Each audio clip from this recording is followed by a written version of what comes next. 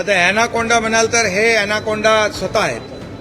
गेले 25 वर्ष या मुंबई महापालिकेच्या तिजोरीवर असा मोठा विळखा घालून बसलेले आहेत. आणि या ॲनाकोंडाचं वैशिष्ट्य वेगळं आहे. त्याचं पोट भरत नाही.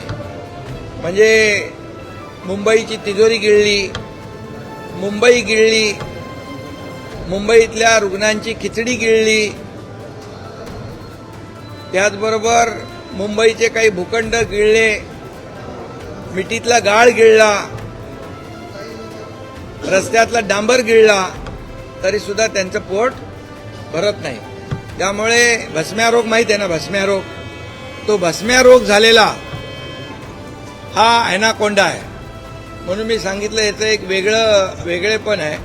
हा भस्म्या रोग झालेला ॲनाकोंडा आहे आणि याचं पोट कधीच भरत नाही, भरणार नाही.